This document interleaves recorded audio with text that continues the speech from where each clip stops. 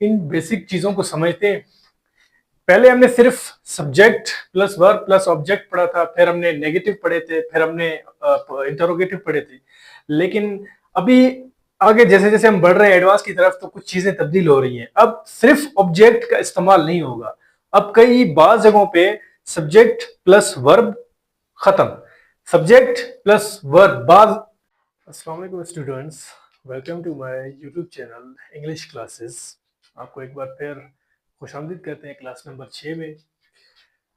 So guys, आज हम सीखेंगे सेंटेंस, यानी बेसिक सेंटेंस स्ट्रक्चर जो हमने सीखे थे उसी के मुताबिक थोड़े कुछ अमेंडमेंट हुई है। उन अमेंडमेंट को हम सीखेंगे कि क्या चीज़ और क्यों हुई है। ठीक है, सबसे पहले तो आपने देखा होगा कि एक सिंपल सा फार्मूला हमने लिखा था, subject plus verb plus object. ठीक है, ये वाला subject plus verb plus object, ये सिंपल फार्मूला था, पॉजिटिव फार्मूला था। लेकिन अभी हमने नीचे जो लिखा हुआ है, आपके लिए ये चाहे शायद नई चीज हो या किसी ने पढ़ी भी हो, ठीक है। Subject plus V first form. V first form mean verb की फर्स्ट फॉर्म। ठीक है, पहले हमने सिर्फ वर्ब पढ़ा था कि वर्ब होता है, लेकिन अभी हम पढ़ेंगे वर्ब की फर्स्ट फॉर्म और उसकी कंडीशंस।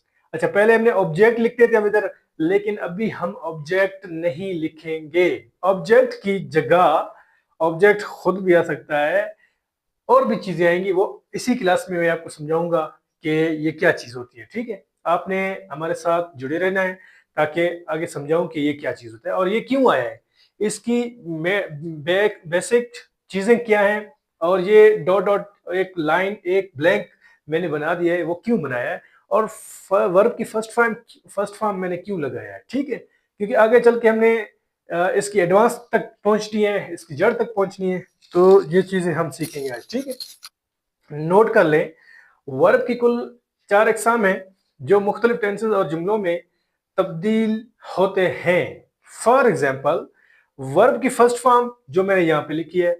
अब बेसिकली वर्ब की जो ये वर्ब है ना, वर्ब, इसकी बेसिकली जो है, इसकी 4 हालतें होती हैं।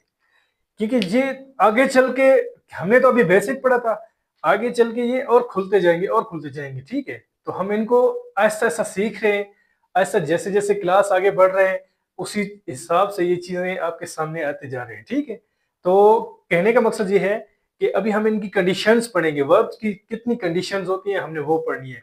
बेसिकली वर्ब वर्ब की होती है 4 कंडीशंस। कौन कौन सी? फर्स्ट फॉर्म, जिसे हम लिखते इस तरह, first form, second form, third form, fourth form with ING. Fourth form with ING, वो ये जो ना मुख्तलिफ टेंसेस में, मुख्तलिफ जमानों में, मुख्तलिफ तरीके से मुख्तलिफ सेंटेंसेस और जुमलों में इस्तेमाल होते रहते हैं। ठीक है, अभी फर्स्ट फॉर्म फर्ज करें, मैंने मिसाल दिया है, ये से मैंने लिखा है गो, ये गो लिखा है। अब गो की जो सेकंड फॉर्म है वो है वेंट, थर्ड फॉर्म है गॉन, और फोर्थ जो उसकी फॉर्म होगी वो होगी गोइंग। ठीक है, आई होप कि यहां तक आपको ये चीजें समझ आ रही हैं। इन सब को वर्ब की हालतें भी कहते हैं, यानी वर्ब की कंडीशंस। फोर्थ या four kind of forms of a verb. ठीक है, वर्ब की 4 जो है उनकी इकसामें होती हैं, और इन 4 हालतों को हम मुख्तलिफ जुमलों में, मुख्तलिफ सेंटेंसेस में इस्तेमाल करते हैं। ठीक है, आइए कुछ और स्ट्रक्चर्स को समझते हैं।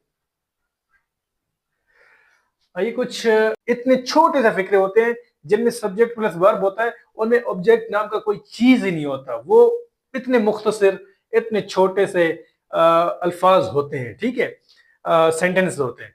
अब नंबर 1 पे हमारे पास आता है subject plus verb plus object. ये वो चीजें हैं जो हमने सादा पॉजिटिव हमने पढ़े थे, जो हमने पॉजिटिव सेंटेंसेस बनाए थे, जो पॉजिटिव सेंटेंस हमने पढ़े थे, ये वही चीजें। ठीक है, उसके अलावा नंबर 2 पे subject plus verb plus adjectives. ठीक है, एडजेक्टिव्स, फिर subject plus verb plus adverbs, subject plus verb plus noun. इन 3 चीजों का, ये 3 चीजें हैं जिसे सिफत वगैरह कहते हैं, जिसे नाम वगैरह कहते हैं, या किसी किसी काम के किरदार को कहते हैं, ये असल में इसलिए यूज हो रहे हैं कि अब देखो हर जगह पे ऑब्जेक्ट नहीं लग सकता। ऑब्जेक्ट की जगह पे किसी की हम भलाई बयान करते हैं, किसी की हम सिफत बयान करते हैं, किसी की बुराई बयान करते हैं, किसी की हम हालत बयान करते हैं, किसी की हम नाम बयान करते हैं। तो जाहिर सी बात है कि हम सिर्फ और सिर्फ ऑब्जेक्ट पे रिलाय नहीं करते इधर, क्योंकि जैसे जैसे ये एडवांस होता है हमारी चीजें, हमारे स्ट्रक्चर में बदलाव आती रहती हैं। जैसे मैंने पहले क्लास में कहा था कि स्ट्रक्चर अभी इस यही है, उसके बाद जैसे जैसे हम आगे जाएंगे स्ट्रक्चर थोड़ी बहुत तब्दील होते जाएंगे। ये वही कुछ तब्दीलियां हैं, उन्हीं में से कुछ तब्दीलियां हैं। पहले हमने पढ़ा था subject plus verb plus object, लेकिन अभी ऑब्जेक्ट की जगह पे तीन और चीजों का इजाफा हो गया है। तीन और कौन कौन सी चीजें हैं? तीन और कौन कौन सी चीजें हैं? ये है एडजेक्टिव्स, एडवर्ब्स और नाउन। आई होप कि ये चीजें आपको समझ आ रही हो, क्योंकि अगर ये समझ आपको नहीं भी आ रही तो काइंडली मुझे इसके बारे में कमेंट करें ताकि मैं आपको इस मजीद ये चीजें समझाऊं। ठीक है, अच्छा, subject plus verb plus adjective, subject plus verb plus adverb, subject plus verb plus noun, ये चीजें वही है जो ऑब्जेक्ट की जगह पे इस्तेमाल होगी। ठीक है, ये वो हालत है जिनमें ऑब्जेक्ट के अलावा दूसरी हालतें भी इस्तेमाल होती हैं। यही वो दूसरी चीजें जिनका जिक्र नीचे है, यही वो चीजें हैं, इन्हीं का जिक्र किया गया है। ठीक है, तो चले हम इनकी कुछ जुमले बनाते हैं और समझने की कोशिश करते हैं कि ये असल में कह क्या रहा है। ठीक है, सो गाइस ये कुछ स्ट्रक्चर्स हैं।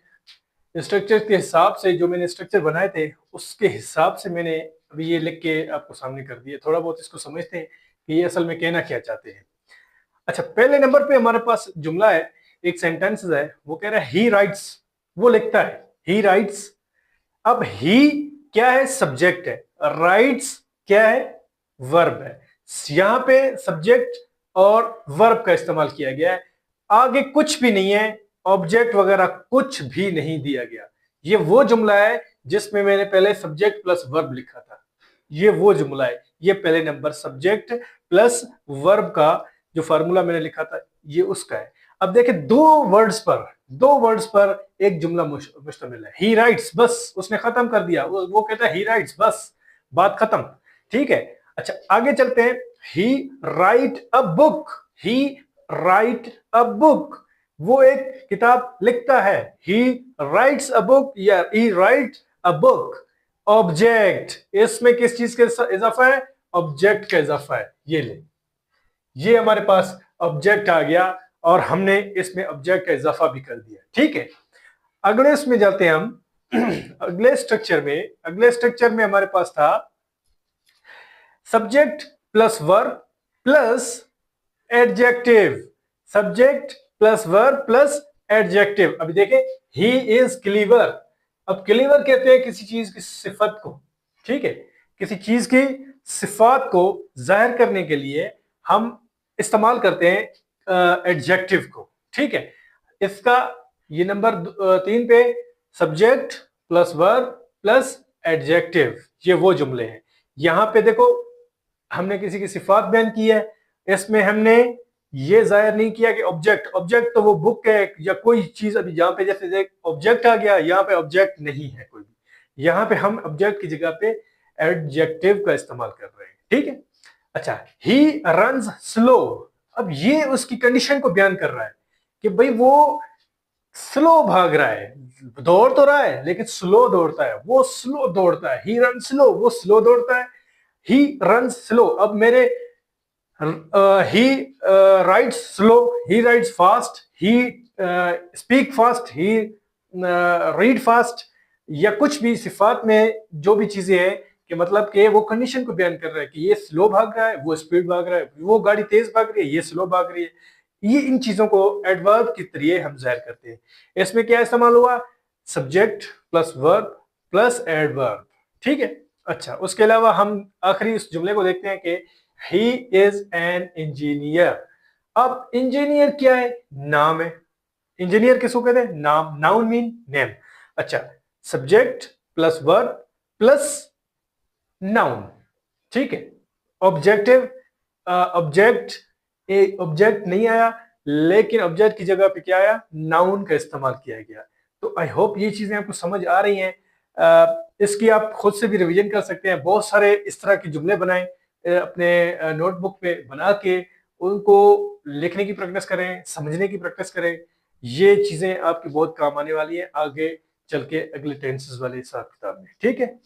तो अभी हम बढ़ते हैं अपने नेक्स्ट स्टेप की तरफ, जो कि हमारा है वोकेबलरीज। सो गाइस आज चलते हैं, अभी चलते हैं हमारे, ये है हमारे वोकेबलरीज। हम इस वोकेबलरीज को रोजाना के बेसिस से पढ़ रहे हैं और ये बहुत इंपॉर्टेंट है, बहुत ही मायनेफुल है, लेकिन है बेसिक से, ठीक है। इससे बोर नहीं होना है, ये बेसिक चीजें हैं, बेसिक आपको सिखाती समझाती है, ठीक है। आए चलें देखते हैं। ग्रैंड मदर दादी, ग्रैंडफादर दादा, फ्रेंड्स दोस्त, मैटरनल ग्रैंडफादर नाना, मैटरनल ग्रैंड मदर नानी, हस्बैंड शोहर को कहते हैं, वाइफ बीवी, सन बेटा, डॉटर बेटी, ठीक है। सिस्टर बहन, नेफ्यू भतीजे, नाइस भतीजी, मैटरनल अंकल मामू, मैटरनल आंट मामी या खाला को कह सकते हैं, मदर सिस्टर अम्मी की बहन या खाला, पेशेंट मरीज, hair Waris, next of kin भी वारिस को कहते हैं, ठीक है। सो दोस्तों ये थी आज की क्लास। आज के वोकेबलरीज सीखे आपने, फिर हमने सीखा है, उससे पहले हमने कुछ तब्दीलियां सीखी हैं, हमने कुछ नए स्ट्रक्चर सीखे आज की इस क्लास में। तो मिलते हैं इंशाल्लाह नेक्स्ट वीडियो में। आप हमारे साथ जुड़े रहिए, हमारे चैनल को लाइक सब्सक्राइब कर दें ताकि हर वीडियो आप तक बवक्त पहुंचती रहे। और ये क्लासेस तब तक जारी रहेंगी जी इंशाल्लाह, जब तक हम एडवांस तक नहीं जाते, और उसके बाद हम फिर जॉब प्रिपरेशन शुरू करेंगे इंशाल्लाह, ठीक है।